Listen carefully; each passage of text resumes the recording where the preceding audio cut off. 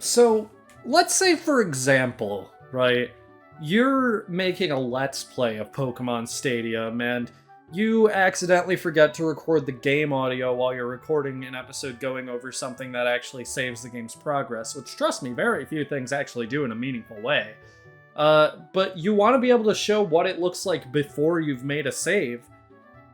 Don't worry, Pokemon Stadium has you covered. You can just go in here, press delete save data, press yes again. There we go. Good as new. Of course, that's all hypothetical. Nothing actually happened. One more thing I want to touch on before actually starting the video proper. Where are we? Professor Oak's lab is here, so it could be Pallet Town, but wow, Pallet Town sure underwent a lot of expansion that is going to completely disappear by the time it appears in a direct sequel. The Route 1 music says maybe this is Route 1, but no, this was not on Route 1. I remember, I've been there. All we know for sure about the setting of the first Pokemon Stadium game is that it is somewhere in the Kanto region. I kind of already give up on trying to figure it out. I just kind of decided in my head, like mentally, this is just sort of it's like the Battle Frontier in the Hoenn region. It's just like a little island that's completely dedicated to battling, but there's no canon explanation for where the fuck this game takes place, so it's up to your headcanons. Hello Internet, welcome back to another episode of Pokémon Generation 1. In the last episode, we went over pretty much every minor mechanical difference between Pokemon Stadium and Pokemon Red, Blue, and Yellow. There's obviously some things that didn't end up getting gone over. That's just sort of a side effect of there being a lot of changes because Pokemon Red and Blue are sort of broken. This time, we're actually not going to be starting in Stadium mode, we're going to be starting in Gym Leader Castle mode. The Gym Leaders await your arrival. Whoever reaches the top is the ultimate trainer.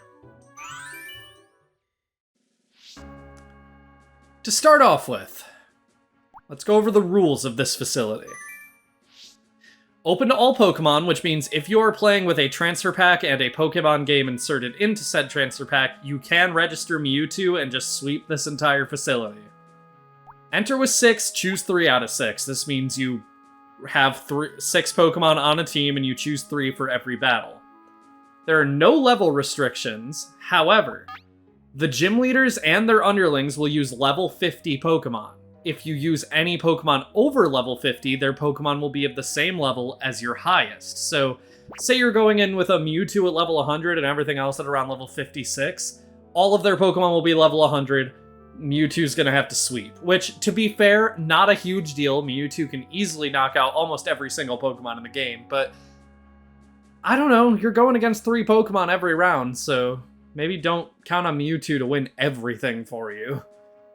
No 2 Pokemon asleep or frozen. We talked about Sleep Claws in the last episode. I didn't mention that it also applies to freezing because there's no move that only freezes an opponent, so you would just never notice this anyway. No self-destruct move with last Pokemon. This means you cannot use self-destruct or explosion if you and your opponent are on your final Pokemon. If it does knock out the opponent's final Pokemon, you still lose because your Pokemon fainted. Which I think is a good rule, because that would make this a lot easier. Next, registration. We are going to register some teams of rental Pokemon. For the first facility here, or the first gym, I decided I thought it would be best to go with a team that we're a little bit familiar with, at least. Obviously, their movesets are going to be, trying to think of a word that's a little nicer than the one that's, off the top of my head, but, well, yeah, I'm just gonna say it. These movesets are a little dog shit. Dream Eater Hypnosis instead of Psychic Hypnosis is questionable.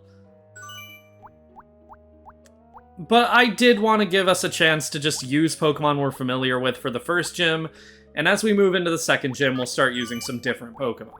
So we're going to be going with our original in-game team of Venusaur, Sandslash, Ninetales, Gengar, Tauros, and Vaporeon.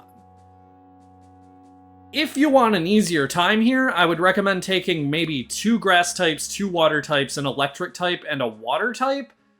But it's... I already said water type. I guess bring 3 water types, whatever. This first gym is not going to be particularly challenging, so just bring whatever you want to bring. As for the second gym, which yes, we're tackling 2 gyms per video, we are going to be bringing Pikachu, Ivysaur, Sandslash, Machoke, which may seem weird, but so does Sandslash here, so who cares? Electabuzz, and Jolteon. This screen implies that all rental Pokemon are Ditto. Ditto finished transforming. So we're going into all these battles in this Let's Play with a team of 6 Ditto. They'd laugh you off a Smogon with that. Anyway, let's begin. Pewter Gym, Brock. Let's think of this as sort of a rematch against all the gym leaders in the Kanto region, because those don't exist in the base game. We are going to be going with our first registered set.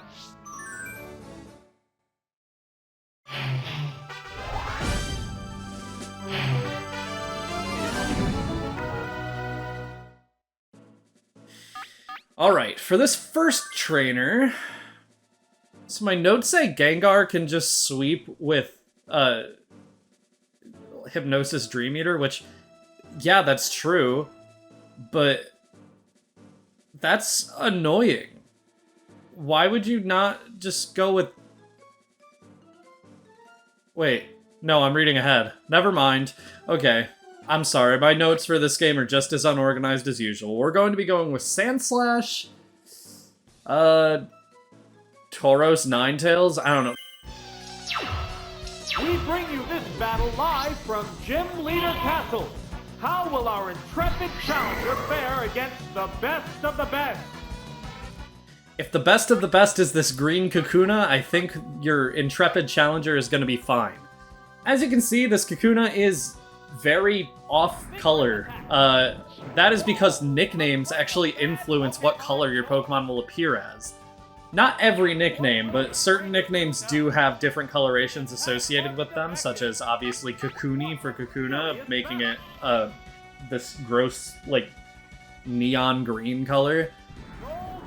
All I can think of when I see Kakuni is Balloony in Phineas and Ferb, which is one of Dr. Doofenshmirtz's evil backstories. Okay. How's that? Super effective! Oh! Is it down and out? It is down and out. I really appreciate Ted Lewis as the voice of the announcer here. He voices various characters in the Pokemon anime. I believe I've already mentioned Tracy Sketchit, but he also voices various referees and announcers, and he even voices King Dedede and Escargoon in the Kirby anime, which... If you've watched my Kirby Let's Plays, you know how I feel about King Dedede's voice in the anime. It's good. No, this Pokemon looks wrong. You'll still hear, like, a little bit of King Dedede in Ted Lewis's voice with certain lines in this game. Like, occasionally, if you land a huge hit, he'll just yell, "Wah!" And it sounds like it could be King Dedede saying it. That's just sort of a benefit of him sharing a voice actor with King Dedede, but yeah. Oh, it's down! There's a difference in the number of reserve Pokemon. Yeah, I wonder why. This guy's coming to a battle facility with only bug types. Oh, Butterfree. The remaining Pokemon count is 3-1. The battle has become one-sided. Made a Razor Wind? Why would you put that on Butterfree? It's doubly effective. Sure, dude. Get down with one hit. And there goes the battle. So that should give you a pretty good idea of the level of challenge we're heading into with the first few gyms here. After Bug Boy, we're going on to Lad. They had to shorten a lot of trainer class names because Pokemon Stadium has a character limit of 7 characters for every trainer's name. And it leads to some funny results occasionally. Okay. This is the team that Gengar is good against, if we can land Hypnosis and Dream Eater consistently. Otherwise, I think Tauros and... I happen to know that this Ninetales has an awful moveset. Confuse Ray, Dig, Fire Spin, and Bide. Yeah, that's very bad. Vaporeon has Surf, Aurora Beam, Acid Armor. I'm worried about Vaporeon getting hit by anything that's super effective, but I think it is our best third option, just because of Ninetales having such an awful moveset. Here's the second adversary. The challenger needs to stay calm to earn victory. True. You hear these cries for the Pokemon that sound very different from how they did in Pokemon Red, Blue, and Yellow. These cries are actually, like, made in a similar way, where they're meant to sound similar pretty, like, objectively to what they sound like in the Game Boy games, while also making them still sound like animals. And I think that is an incredible direction to take Pokemon cries. Even up until Scarlet and Violet, the mainline games still have Pokemon cries that sound better than they did on the Game Boy, granted, but they still do not sound like animals for the most part. Some Pokemon do. It's not entirely consistent these days, but I think if they went this direction for even mainline games, it would work way better. Okay. We put it to sleep. While I'm here, I suppose I should talk about the controls here. Pressing Start here allows you to forfeit a battle. Pressing B will allow you to get to this menu. Hold down R to see what your options are. L to go back, and it's the same for the battle menu. This way you can hide each player's moves in a multiplayer battle. So, yeah. That is the reason for that. Are you gonna switch? Yep. Trainers are smart enough to switch out their Pokemon when you put them to sleep or paralyze them or anything like that. And Gengar is no longer really suitable to take out this Oddish. We can't put it to sleep because of Sleep Claws, so it won't, but I'm going to go ahead and use Confuse Ray here before switching out. Just try to get this thing to hit itself once or twice. Well, 1 down, 1 to go if I want to be on the higher end of that scale. I'm going to switch into Tauros. I do want to note that I'm playing with Joy-Cons, which are not necessarily ideal for playing a Nintendo 64 game. It doesn't matter too much for an RPG, at least. There we go, it hit itself twice. But to use the C buttons, I have to hold down ZR and then press the A, B, X, or Y button, and it's just it's a questionable control scheme. I obviously could use the right stick to use the C buttons instead, but that doesn't really work when the C buttons were, you know, buttons. I don't think you and I have the same definition of decent, Mr. Announcer. This strength animation's so silly. It's just a giant rock. In certain move descriptions, strength is just explicitly stated to be a punch. And to be fair, getting punched by, like, a hoof from a cow or a bull would hurt like hell. But also, I don't think they have the ability to punch, so there's a slight issue there. Yeah, now.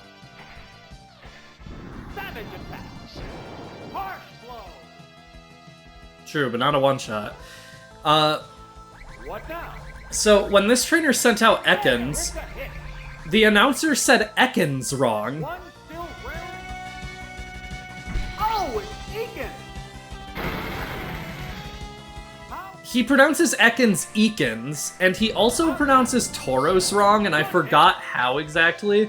So we're probably gonna have to wait and see in one of these upcoming battles if Tauros is still on the team by the time I have another reason to use Tauros. Volby. Yes, we are. I don't need to switch out again. I'm gonna start going for Fire Blast, though. I keep using Strength because I forget Tauros actually has, like, decent special in Gen 1. And that was the right choice because we got a crit. True. And there goes the battle! It's 2 down.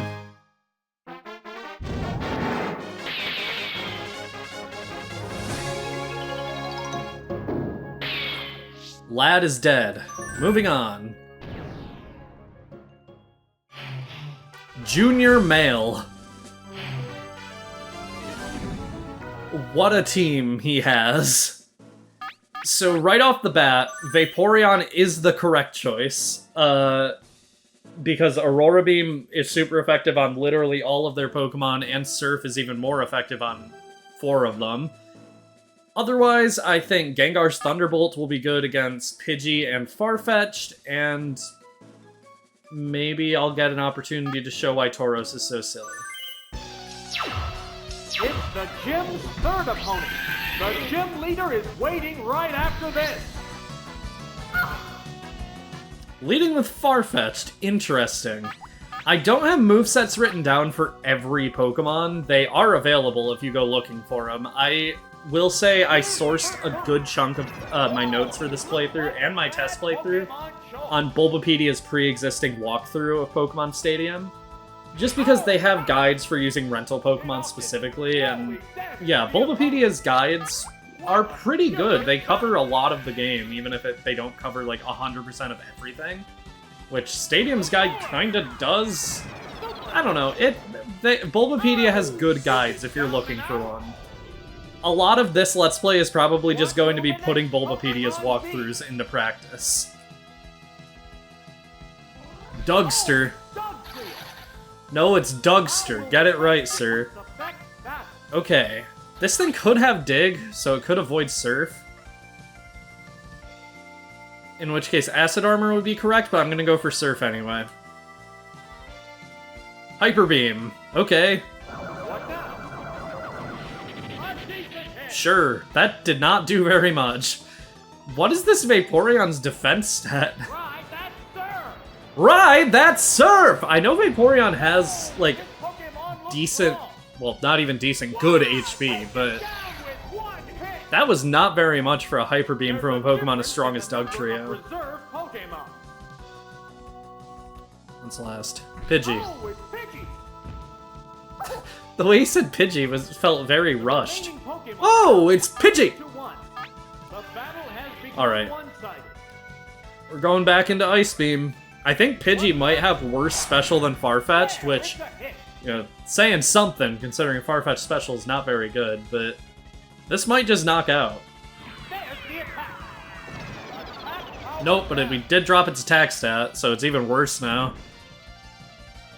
Neither one is conceding an inch. True. Let's hear Taurus's funny pronunciation.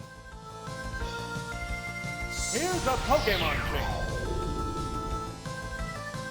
Oh, it's Tauros! Tauros? That's the remake of Pokemon Ruby and Sapphire's Pokemon Tauros. That's not how you pronounce the Pokemon, sir. Will this Pokemon swap change the flow of battle? There's several, like, wrong pronunciations in this game. It's not a huge deal. It's, like, actually funny when it happens. I love pronouncing Ekans as Ekans. I think that's so silly, but it is a bit distracting. Oh, it's down! And there goes the battle!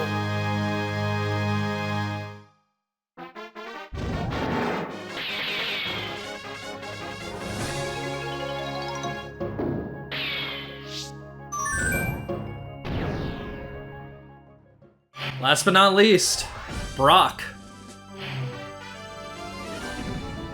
This team's looking a lot better than last time we saw it. So the way I'm going to do this is I will go over his Pokemon as he sends them out, and then once he gets to his third Pokemon, I will go over whatever Pokemon he did not bring with him. This includes if he switches into his third Pokemon from his second or anything like that, but yeah. For this battle, I think Vaporeon is objectively the best choice here. Because Vaporeon has a super effective move on 4 out of his 6 Pokemon. I'm gonna go ahead and let Venusaur come along this time, and I'm sorry, Ninetales, you didn't even get picked for a single battle, but your moveset is just too awful here. I think I'm gonna bring Gengar last for access to Thunderbolt. It may seem weird because half his team is immune, but half of his team isn't, and Gengar's special stat is really high. Okay, let's start. The next battle is against Pewter Gym leader, Brock. How will the challenger battle Brock's rock-hard team? Starting right off the bat with Onix. Onix is a rock ground type known as Bind, Rock Slide, Toxic, and Earthquake. So, he's gonna go for Bind right away, and I happen to somehow know that this Onix is faster than Vaporeon, and it's just gonna spam it, so... We'll see if he does something surprising, but I'm gonna go for Surf, and if he starts binding, I'm switching out. Maybe he misses? Nope, of course he doesn't. He's Pokemon Stadium AI. So, it seems like gym leaders are always guaranteed to bring their ace. I haven't gotten confirmation from this, but this is what I've picked up from various speedrunners that I've looked at. It seems like it's not a guarantee, but they almost always do bring their ace, so Brock will bring Onix, Misty will bring Staryu, Surge will bring Raichu, that sort of thing. Now, I believe Venusaur is actually faster than this Onix, so I can go for Solar Beam here.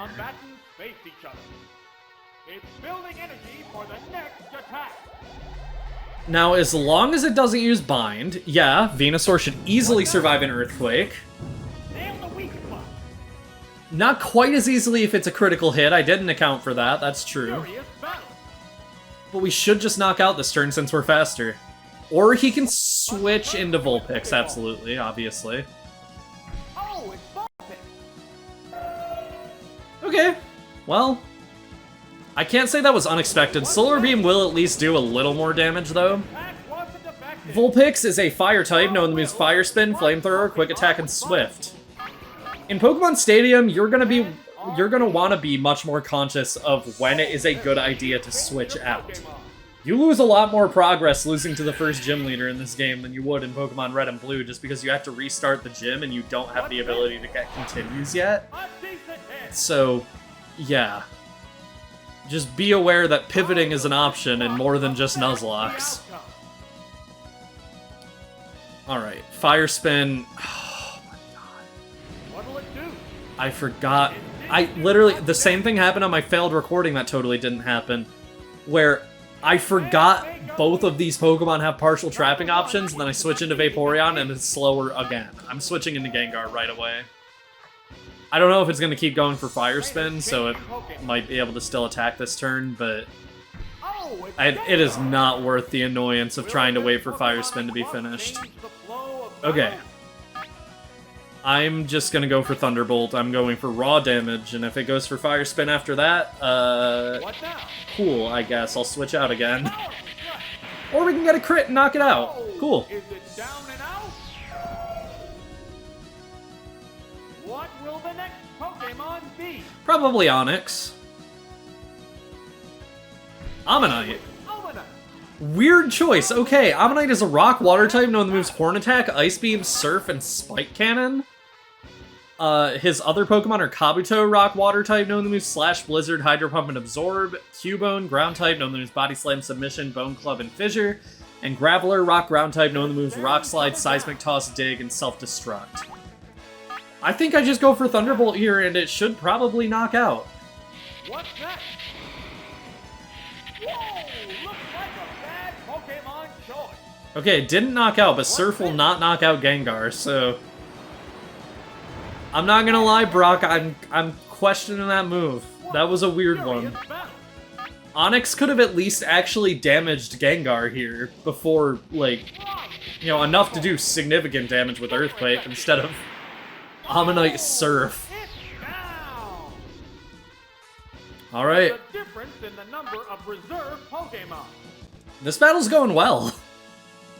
We're down to the last Pokémon. Alright. The remaining Pokémon count is 3-1. The battle has become one-sided. True. I'm trying to go for Hypnosis here just so if it goes for Earthquake, which it's going to now and might knock out Gengar, but it gets the same point across. My point was gonna be, if it falls asleep, I at least get a safe switch into Venusaur, but now I get a safe switch into Venusaur anyway. That's a funny fainting animation, okay. Pokémon is coming out. Venusaur, you should know that. Here's a Pokémon. The remaining Pokémon stock is 2-1. The combatants are making sparks fly. It's building energy for the next attack. That was like a consistent chain of him not stopping talking. Okay, it didn't crit, so Venusaur's still alive. Venusaur has a chance to move first on the next turn. He does not have a chance to switch, because his Pokemon are all fainted.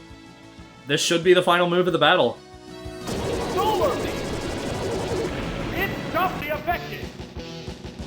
There we go. Wow, take it down with one hit.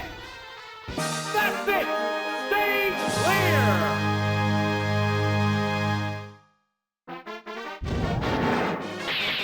Gengar fainted, unfortunately, but it was still pretty strategic in that way, so not bad. Good first gym.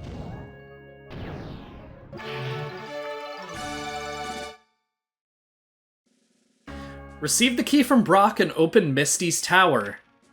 Which means we have access to the second gym, and yeah, the Gym Leader Castle videos are gonna be pretty long, as will a lot of videos in the Pokemon Stadium part of the series. Pokemon Stadium battles take forever because the animations are not skippable, and they can last a very long time, which is something you won't see Pokemon fans who complain about wanting this type of animation back, you know, actually mentioned, but whatever. It's not really the point right now. Let's start Misty's gym. Fisher, Junior Female, Swimmer, and Misty. And we are going to be going with the second set.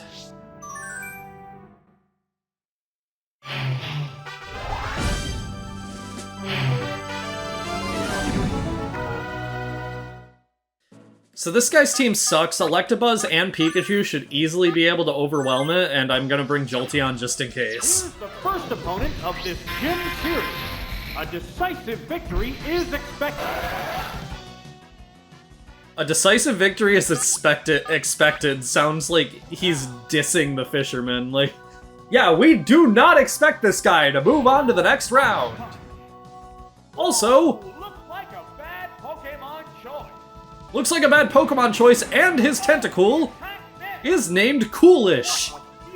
I like the name Coolish. I like that a lot. Again, all of the trainers in this game are going to have nicknames for their Pokemon except the gym leaders, so get ready to see some very funny ones. Like, for example, I know the next trainer in this gym has some of the best nicknames in the game. What's next? Oh, it's Magikarp. You sound very genuinely impressed. I almost hope it survives so we can see it use Splash. I know it's gonna have Tackle, but yeah. Take it down with one hit. True. You could hear a little King Dedede in that line, right? Do not like the nickname on this guy. Not a fan of the nickname Squirtish. Just gonna Thunder Punch it, and wow. I wasn't actually expecting that to one-shot, but I'll take it.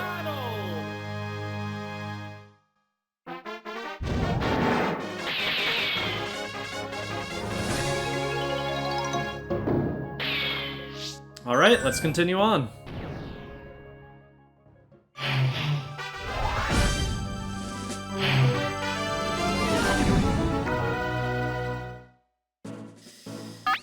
Pid, CC, Kata, Volt, Dig, and Jig. I love all of these names, But Pid is absolutely my favorite. That's so goofy.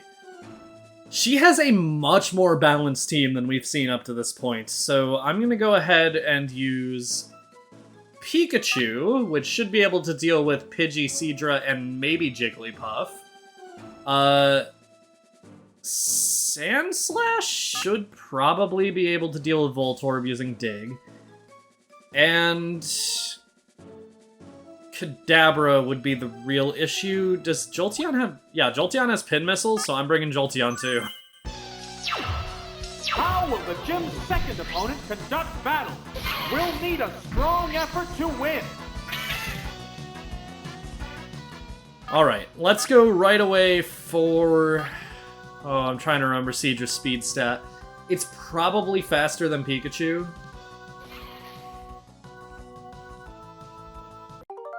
This is what suspend points were made for. That's probably a joke. I think I can live with this turn no matter what happens, but...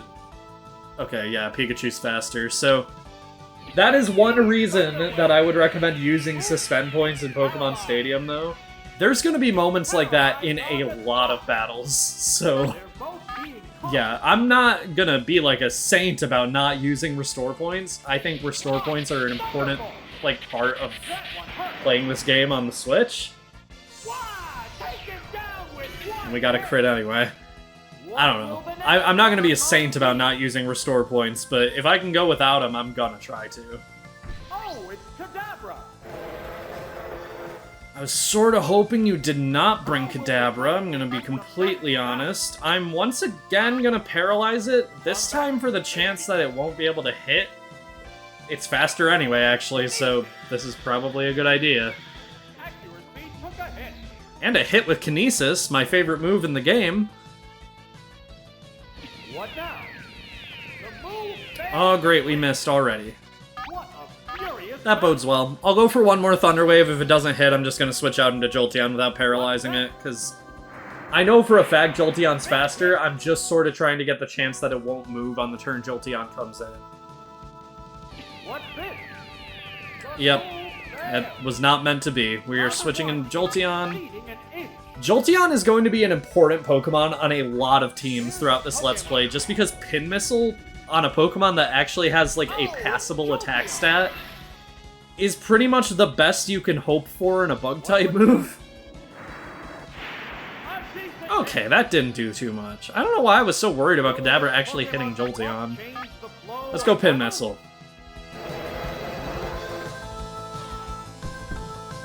There's the attack! Super effective! Only hit twice. It is kind of... I really love the way that the game, like, cuts between camera angles and everything. Pokemon Stadium is very stylish about the way it conducts battles. Not in the same way that Pokemon Coliseum is, but it has a lot of style. There we go. That's what you like to see. Okay. Kadabra was the main Pokemon I was actually worried about on her team, so I'll take that. And Voltorb. We brought Sandslash too, didn't we? So yeah, we were perfectly prepared for the Pokemon she ended up bringing. The Pokemon returns to its Pokeball. Oh, it's Sandslash! Oh boy.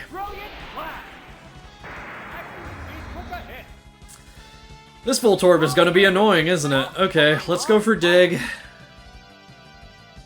Oh boy, just what I needed, another one. Stop saying that, you're making me feel like you're on the AI side. It burrowed underground! Alright, let's see if we can just hit without having to worry about the accuracy drops. Does this Voltorb know anything other than Flash? I wouldn't be surprised if it didn't. A lot of trainers actually have unique AI in Pokemon Stadium where, as you can see, this trainer likes to focus on lowering your accuracy. You saw that with Kadabra, now you're saying with Voltorb. A lot of trainers just have unique strategies that they like to use, and that's a neat way of trying to emulate the way different people in the real world would play, but I think we all know that there's a meta, and none of these trainers actually understand it. Which, to be fair, I don't entirely either. But at least I've done a little research into it. Please knock out.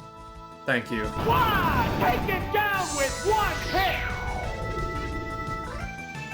And there goes the battle!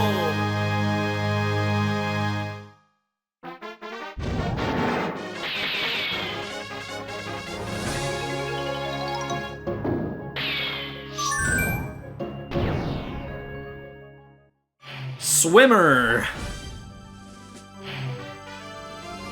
I love his portrait. He's so happy to be here. Okay, this guy is absolutely bodied by Electabuzz and Machoke. And I guess we can bring along Pikachu. He's the mascot for a reason. I love him. Here's the third trainer battle with only the gym leader left after this. What kind of battle can we expect to see?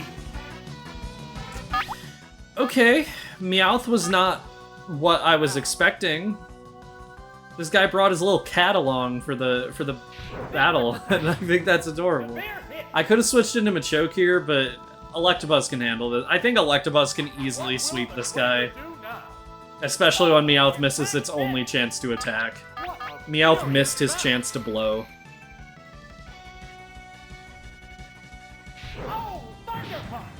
There we go. This Meowth palette is actually similar to what its shiny becomes in Generation 2. It's pretty cool.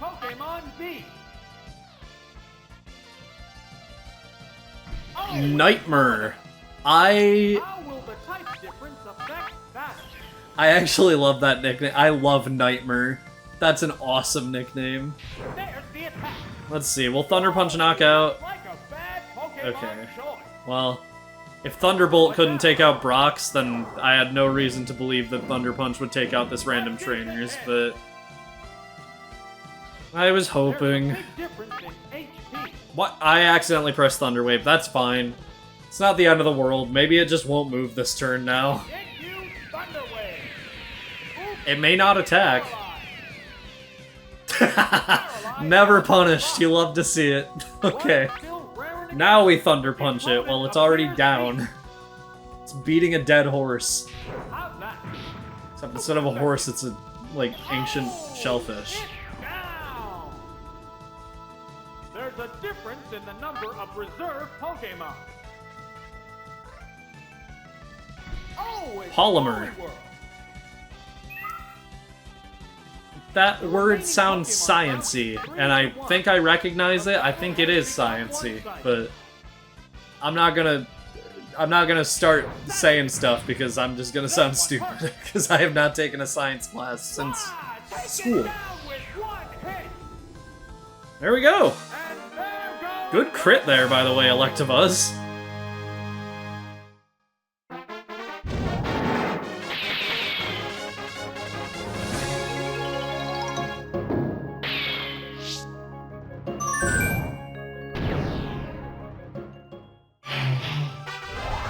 Time for the leader.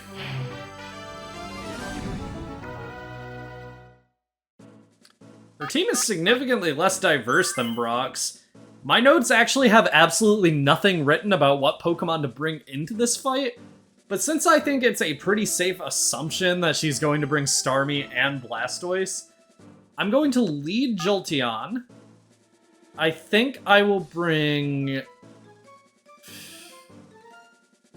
Electabuzz.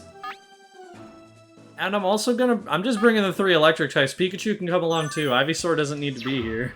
This is it! The battle against Misty, the Cerulean Gym leader and the maiden of water Pokémon. Let's see what the challenger has in store for her. I was really hoping Starmie would not be first. Hopefully we get lucky with Thunder? Ah! Nice blows and the word go. That looks so scripted. That looks so scripted. I will take it, though. I will gladly take that Starmie being a non-issue. Starmie was a water psychic type, known to moves Thunder, Thunder Wave, Swift, and Bubble Beam. Blastoise is a water type, known to moves Hydro Pump, Seismic Toss, Bite, and Dig. Okay. We just go for Thunder again. Maybe we get lucky twice in a row. Here it comes! Thunder! Whoa! Looks like Do we knock out? Pokemon Literally never punished. with one hit! Oh my god. Those were the only two Pokemon she has that are even remotely threatening. Horsey, Water type, known the moves Smokescreen, Ice Beam, Surf, and Toxic. Her other Pokemon are Psyduck, Water type, known the moves Disable, Body Slam, Confusion, Fury Swipes. Staryu, Water type, known the moves Recover, Psychic, Minimize, and Thunderbolt. That one actually would have been a little bit threatening. And Seal, Water type, known the moves Blizzard, Surf, Rest, and Takedown. Okay, can we hit 3 Thunders in a row? If we do, this is the most scripted battle of all time, and I love it. How's that? Literally never punished. Never in a million years am I gonna be punished for this. Hit wonder. Stay clear. Oh, Misty's so mad after that one. Oh my god! Jolteon, you killed her, dude! Cerulean Gym battle clear. Receive the key from Misty and open Surge's Tower. Next time on Pokemon Generation 1, we're not going to be doing that quite yet. Next time, we are going to be seeing exactly what the different stadium modes have to offer.